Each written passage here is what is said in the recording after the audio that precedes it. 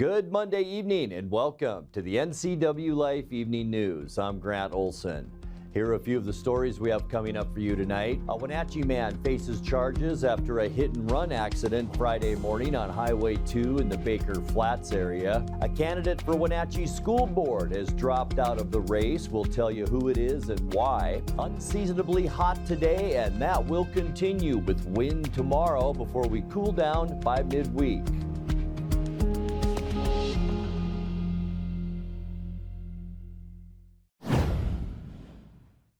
A Warden man was killed yesterday afternoon after the motorcycle he was driving collided with a pickup on Highway 28 at the top of the Trinidad grade.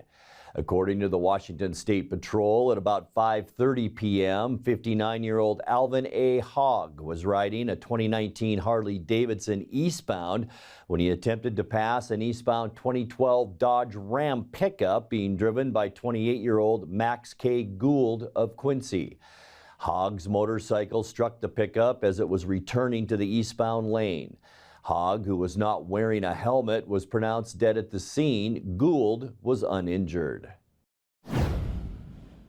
An update now on the story we brought you Friday regarding the single vehicle crash on the Lake Wenatchee Highway that sent 2 people to the hospital. The Washington State Patrol says that a 1995 Toyota Tercel went off the shoulder and down a ravine off Highway 207 shortly around 4 a.m. Friday, but wasn't discovered until 9 o'clock that morning, about 1 mile south of Lake Wenatchee State Park. The driver, 33-year-old Tanner J. Island of Chelan, was taken by airlift to Central Washington Hospital in Wenatchee. His passenger, 31-year-old Lindsay M. Delfino of Oroville, was taken to Harborview Medical Center in Seattle with multiple serious injuries. 2 pet dogs that were in the vehicle at the time were taken in for veterinary care. The cause of the accident remains under investigation.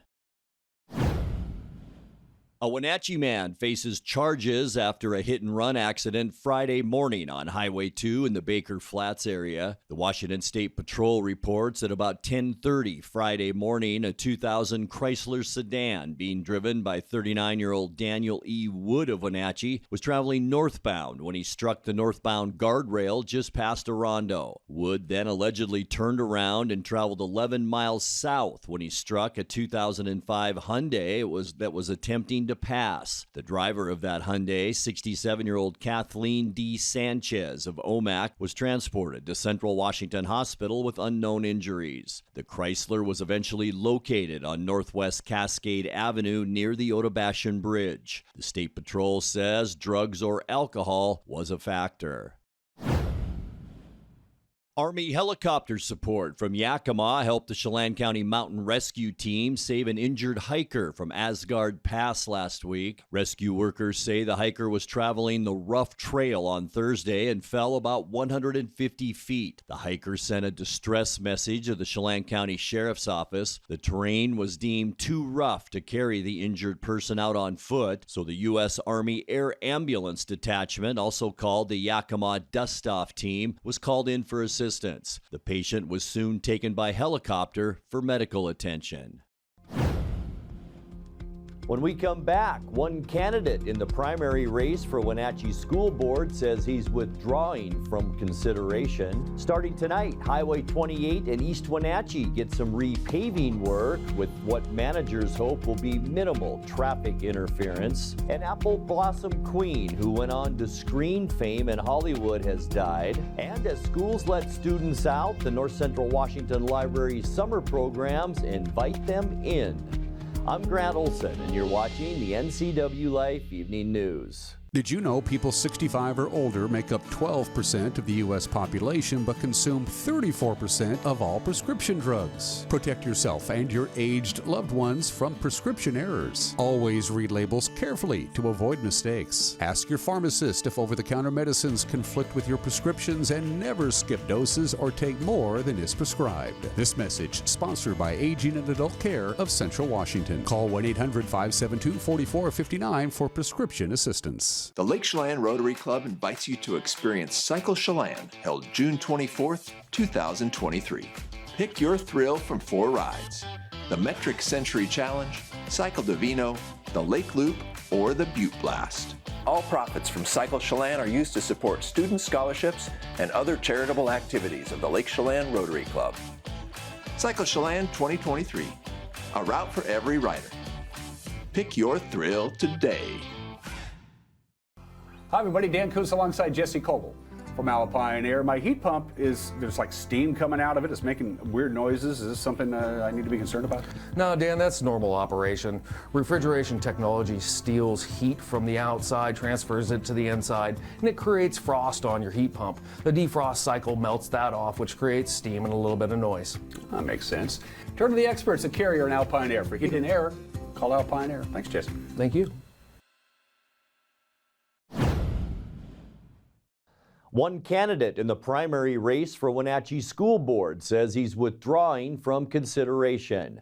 Joe Cortez of Wenatchee will still appear on the primary ballot, but he told NCWLIFE News today he can no longer campaign for the District 4 seat due to personal reasons. That leaves Miranda Skaliski and Kendra Martin as the two candidates for the seat, left by departing school board member Laura Jakes. District 2 covers much of the southern portion of the Wenatchee School District. Voting in the primary begins July 14th and closes on August 1st. Starting tonight, Highway 28 in East Wenatchee gets some repaving work with what managers hope will be minimal traffic interference. The State Department of Transportation has scheduled repaving for about 3 miles of Sunset Highway, taking place only at night. The work begins at 7 p.m. and it concludes about 5 a.m. Tuesday and then runs for the same hours on Wednesday. It's part of an ongoing effort to improve the stretch of Highway 28, which carries 20,000 vehicles daily. An apple blossom queen who went on to screen fame in Hollywood has died. Noreen Nash was crowned apple blossom queen in 1942 when she was still known as Norabelle Roth. After presiding over the festival, she signed an acting contract with MGM Studios and took the name Noreen Nash to appear in The Southerner, a 1945 drama by Jean Renoir. She later appeared in the epic film Giant with Elizabeth Taylor and Rock Hudson. Smaller roles included the low-budget sci-fi thriller Phantom from Space. Nash bowed out of acting in the 1960s to finish college and focus on writing, publishing one novel, and an historical memoir. She was married twice to celebrity physician Lee Siegel and actor James Whitmore. Noreen Nash died last week at the age of 99. As schools let students out, the North Central Washington Library's summer programs invite them in. The library system is offering virtual and in-person events, including workshops and storytelling sessions, activities, packs and contests, and suggested books to keep kids reading throughout the long vacation. You can sign up at the service's website, ncwlibraries.org, to register for events and download free materials. The summer programs run from today through August 31st. Coming up next in tonight's feature story, not one but two U.S. senators visited the Wenatchee Valley on Saturday to explore the regional agricultural economy. Windy and still hot tomorrow before we see a cool down by midweek.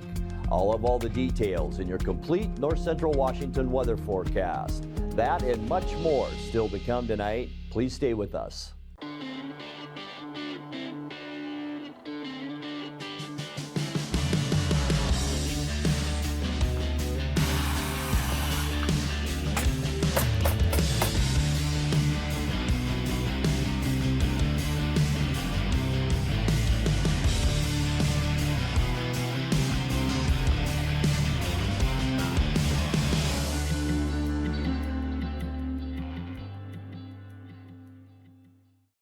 It's Click-It RV's lowest price guarantee sale going on now at your neighborhood Click-It RV. Be a winner like me and get the Click-It RV. With 0 down and no payments till September, now is the time to own your dream RV. Get to Click-It RV now. Are you going to be mad, bro? Get never before deep discounts on trailers, fifth wheels, toy haulers, and motorhomes. Plus the best selection, highest trade-in values ever, and a lifetime warranty. Nobody beats the discounts at Click-It RV. I'm Richard Sherman, and we guarantee it.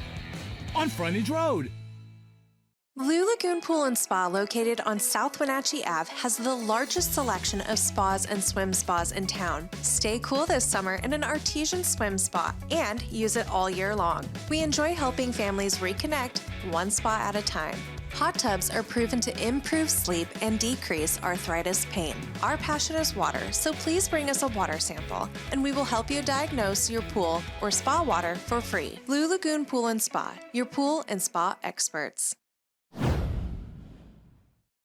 In tonight's feature story, not one but two U.S. senators visited the Wenatchee Valley on Saturday to explore the regional agricultural economy. Washington Senator Maria Cantwell was joined by Michigan Senator Debbie Stabuna to meet in Wenatchee with nearly 30 leaders in Washington's fruit, produce, and wine industries. The visit was a listening session as Congress moves to reauthorize the National Farm Bill. Stabenow is chair of the Senate Agriculture Committee. She and Cantwell hope to expand the bill's Market Access Program, or MAP, which markets U.S. agricultural products to other countries. I just thank her for making this trip, which, you know, when you're in the middle of the throes of what we have to do every day, and then you gotta come all the way to the West Coast, it's a distance, and I appreciate her doing that because this is a key moment for all of us to think about our changing environment, the challenges of getting open the overseas markets that we want to have access to, the amount of money we want to see in ag research, the progress we want to keep making in helping this sector thrive and grow in employment. And Senator Stabenow has been on the Ag Committee. That's why she's chair now, because she's been on it since she's been in the Senate, and she and I came in together. But the important thing is that when the ag bill needed a specialty crop title, Debbie is the one who got it done. And I just want to thank her for that and thank her for. So we've been having a great apple discussion this morning. I want to thank Byron McDougall for touring us around and looking at some of the trellis work that they are doing in their growing operations. But it just shows you how economies change, agriculture changes, and why you need to have a strong farm bill.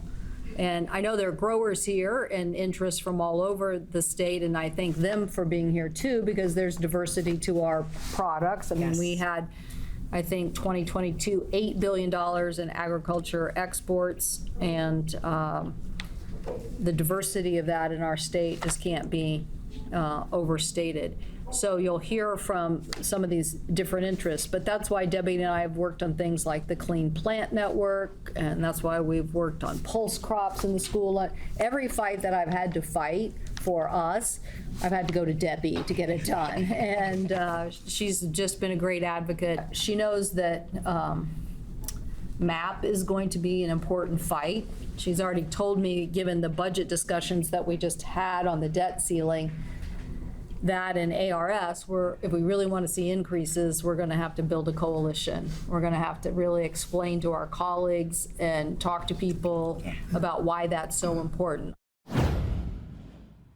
Time now for a check of your North Central Washington weather forecast. Hope your Monday and your weekend was a good one. A little bit cooler over the weekend. It got kind of hot yesterday, but very hot today. We're 9 days away from the official first day of summer, but it felt like a summer day all over the place today. Our Kashmir camera looking down at our beautiful neighbors to the north, and lots of sunshine and clear skies. A few clouds up above the Cascades today, but it was warm. 92 degrees, our unofficial high temperature today, well above where we should be for this time of year at 77. And heck, we almost tied the record high for this date, 94, and that was set back in 1974. 63 warm degrees this morning, excuse me, and that got us rolling to get into the hotter temperatures this afternoon. 54 is our normal low, and 43 our record low, and that was set back in 2001. We did pick up almost 0.2 of an inch of rain on Friday.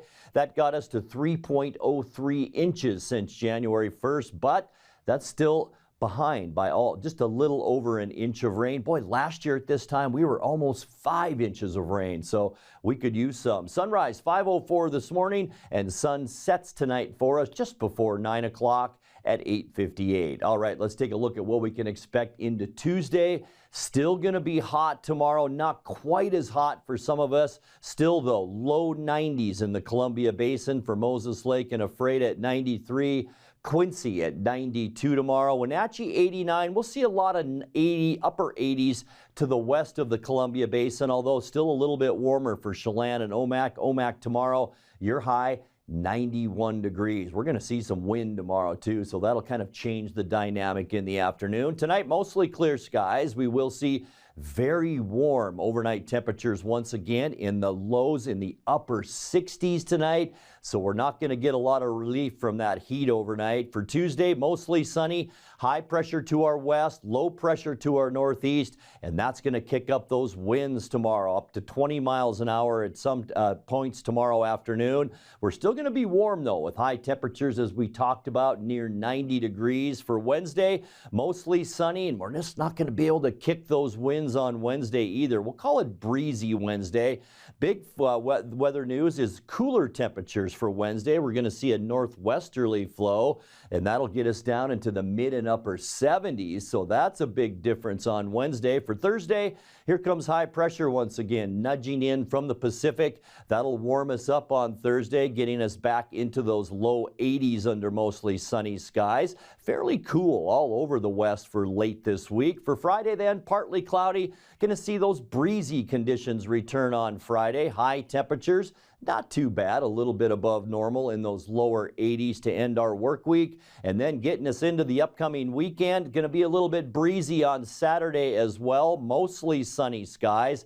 Boy, look at the size of that high pressure off the coast and really not going anywhere. High temperatures back to normal into those mid 70s on Saturday. And then by the end of our forecast, as we get you into Sunday, it's going to be a nice one. We will see partly cloudy skies. Temperatures will be very mild. If you like the cooler weather, you're going to like Sunday. We're going to see high temperature of around 70 with possible rain showers moving our way as we get into the first part of next week. Let's take a look now at your 7-day forecast. 67 overnight tonight. Not much relief from the heat, as I mentioned. 89 tomorrow, some windy conditions. 57 the overnight low for Tuesday. 77 with more wind Wednesday, but notice a big cool down from Tuesday into Wednesday. 82 then on Thursday. 81 for your Friday. And then a cool down really begins this weekend. Mostly sunny and 76 Saturday, and all the way down to 71 for a high temperature on Sunday. And that's a look at your local weather forecast. Coming up next, tonight's sports report with Eric Granstrom and more as the NCWLIFE Evening News continues right after this. Celebrate the class of 2023 with the NCWLIFE channel. Join us Wednesday, June 14th for Westside High School's commencement exercises live from Westside High at 7 p.m. Coverage is brought to you by Apple Valley Honda, Confluence Health, JDSA Law, Merry Maids, and Mini Blinds and more. Celebrate the class of 2023 with the NCWLIFE channel. The NCWLIFE channel offers marketing packages that help you build your brand and sell your products and services. From traditional TV ads to targeted digital campaigns, let us help you build your customer base. Call NCWLIFE channel today.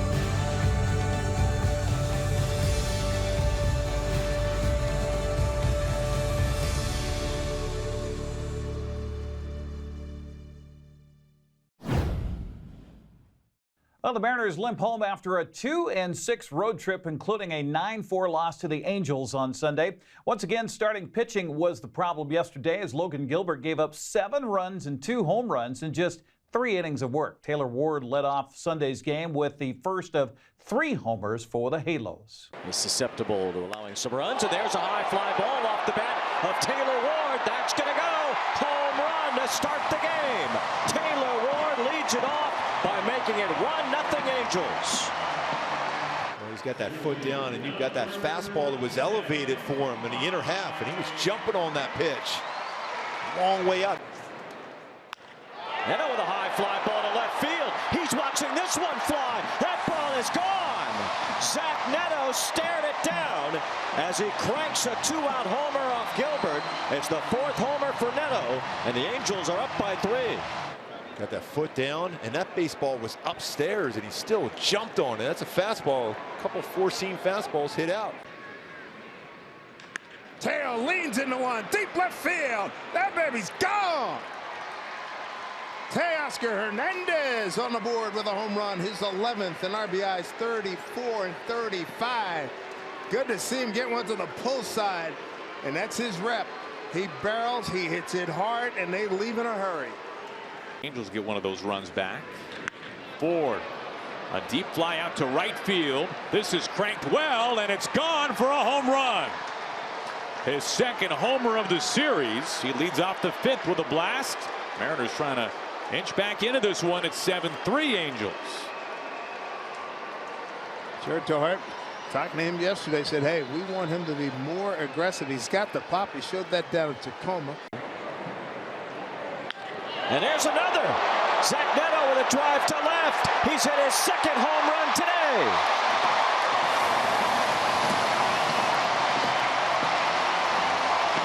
Well, they were saying and playing when he hit that foul ball, take me home, country road. Another long home run for Neto. 2 home run, first time in his major league career. 2 home runs in a game, multi-homer game. Zach Neto, what an afternoon. During this stretch, the Mariners starting rotation has a major league worst 6.38 earned run average. It's a troublesome time for manager Scott Servais. He's a really good competitor. He's used to going out there and at least having 2 really good pitches he could work through lineups with. Today was a struggle. You know, you have those games once in a while, try to figure out a way through it. You know, and he wasn't able to do it. Just get deeper in the game. So again, not for lack of effort or preparation like that. You know, some days you don't have your A game, and today was one of them. Just consistently, you got to command your pitches. There'll be days maybe you don't have your electric fastball or things like that, but you got to figure out a way to work through lineups and give your team a chance. And we haven't been able to do that. We get behind early, big numbers early on, and then you're kind of, you know, you're swimming upstream even to get length out of your starter. You know, so you don't burn out your entire bullpen. But yeah, it's been a struggle there. At the end of the day, it's kind of what our team is built around, is starting pitching and a really good relief core. And it has been a struggle to be consistent there. It's 4 out of 5 games. We've got the starter out after 5 innings. Those are good signs there. When you continue to do that, you get into that middle relief spots. And again, we had some chance to get back in it today. We dug ourselves a very big hole. When you do that, you're going to need a big hit, big double, or a big 3-run homer or something like that to turn it back in your favor. You know, it did not happen today, obviously. Seattle has no time to dwell on the past, with Miami in town for the first of 3 games to start a 6-game homestand tonight. First pitch at 6:40, and it's on Root Sports Northwest. While checking the Les Schwab American League West scoreboard, Shane Bieber and 2 relievers combined on a 4-hit shutout of Houston, 5-0. Cleveland took 2 of 3 from the Astros over the weekend. Wander Franco's 3-run home run powered Tampa Bay over Texas 7-3. The Rays are a league best 48-20 and took 2 of 3 from the Rangers. Well, believe it or not, Oakland is one of the hottest teams in baseball. The A's completed a 3-game sweep of Milwaukee Sunday with an 8-6 win behind home runs from Seth Brown, Brett Rooker, and Kevin Smith. Oakland has now won 5 in a row. Well, Texas still leads the AL West standings, 5 games in front of Houston and 6.5 in front of the Angels. Seattle remains 10 games back out of first place. The Wenatchee Apple Sox emerged from the weekend on a 3-game winning streak after a sweep of Victoria. Cal Poly pitcher Cam Hoyland was different Sunday and a 3-1 win as the Southpaw allowed no runs over 6 innings, had 9 strikeouts. Voice of the Apple Sox, Joel Norman, has more on a successful weekend for the home team. The Wenatchee Apple Sox swept the Victoria Harbor Cats this past weekend to improve to 7-2 early on in the 2023 season. It all began with a 9-8 walk-off victory in 10 innings on Friday night before the Apple Sox collected a season-high 15 walks on Saturday to earn a 13-6 win in front of a packed house on fireworks night. Wenatchee secured the series sweep on Sunday with a much different game than the first 2 games, a lot lower scoring as they won 3-1 against Victoria. Cam Hoyland got the start on the mound. He went 6 scoreless innings and struck out 9 hitters in this one. That is the most strikeouts by an Apple Sox starting pitcher this season, and now the 8th consecutive game that an Apple Sox starter has tossed at least 5 innings to begin the game. Wenatchee has Monday off before getting back at action on Tuesday night. They will travel to face the Springfield Drifters on the road at the Hamlin Sports Complex at 6:35 p.m. With your Apple Sox update, I'm Joel Norman. Marty Kaplan went 3 for 4 in Sunday's finale with an RBI, while Brandon Ponce was 1 for 3 with a run and RBI. You can listen for Joel on the call tomorrow night on Sunny FM as Wenatchee travels to Springfield to start that series at 6:35. Well, there were a couple of rainouts in the West Coast League on Saturday, so that meant double headers Sunday for 4 teams. Kamloops won a 7-inning front end of a twin bill yesterday down in Corvallis 2-0 thanks to a wild pitch and sac fly. Sam Sten helped the Knights win the nightcap 9-0, going 4 for 5 with 2 runs and 2 RBI. Bellingham and Nanaimo also had to play 2 yesterday after being rained out Saturday. The Bells swept the doubleheader 5-4 and 1-0. Cole Yoshida was the difference in the opener, going 2 for 3 with 2 RBI and 2 runs, including a game winner in the 6th. Daniel Parrott and Owen Murdoch combined to strike out 17 Night Owls in the nightcap, allowing just 2 hits. Daniel Calabrese's RBI double in the top of the 8th gave Edmonton a 2-1 win over Cowlitz. Port Angeles left fielder Chris Schukert was 2 for 3 with 2 runs and 2 RBI to lead the lefties over in the win 10-7. Port Angeles trailed 6-1 until the floodgates opened in the 7th with a 7-run inning. Walla Walla's Andrew Graham and Peyton Knowles each drove in 3 runs as the Sweets beat Ridgefield 12-5. Yakima Valley broke a 5-5 tie with 3 runs in the 7th and 7 runs in the 8th as the Pippins salvaged the final game of the weekend, set with Ben 15-6 the final. Well, 2 full weeks into the West Coast League season, Bellingham sits atop the North Division standings at 8-1. Wenatchee is a game back at 7-2. Victoria and Kelowna are tied for 3rd at 6-3. Nanaimo is at 3-6, 6 games back. Port Angeles, Edmonton, and Kamloops are all 6 games out of first place. Well, it was a good weekend for local racers up at Wenatchee Valley's Super Oval on Saturday. Quincy's Glenn Knutson won the Rockstar Energy B-Mod main event for his first win of the season. Trucker Moore finished 2nd in front of track owner Garrett Evans. Wenatchee's Jay Evans and his cow car continued to dominate the Plum Perfect Roadrunners field as he won the main event. East Wenatchee's Archie Griner was 2nd, followed by Soap Lake's Eddie Razy. Wenatchee's Caleb Gill took the checkered flag in the Zero Handicap Youth Roadrunner main event. 2nd place went to Marysville's Preston Brandt, while Wenatchee's Tyler Steinberg was 3rd. And usually it's an out-of-towner that wins whenever the bump to pass cars come to town. Such was not the case Saturday, as Malaga's Josh Musgrove, that is, won the Johnson Electric Bump to Pass main event. Port Orchard's Dylan Enser was 2nd, followed by Darrington's Sheridan Vincent. But if you're from there, you say Durton. The Super Oval takes a break this weekend to gear up for the Big Rigs on June 24th. That race will also feature the North American Big Rigs, Northwest Vintage Modifieds, Northwest Pro 4 Trucks, Plum Perfect Roadrunners, and the Angel Bail Bonds Bandoleros. That's a look at sports news. Have a happy Monday. On tomorrow's Wake Up Wenatchee Valley, my guests are Brian and Rob talking about Cornhole Tournament and Beer Garden and Salmon Bake. 4th of July this year is also Independence Day. We'll talk about that on tomorrow's Wake Up Wenatchee Valley. And that will do it for our newscast tonight. For more on these stories and other news from around North Central Washington, you can find us on Facebook or our website at ncwlife.com. And remember, if you see news happening, we'd like to hear from you. You can send us an email at news@ncwlife.com or give us a call at 888-6295. I'm Grant Olson. Thanks so much for being with us, and have a great night.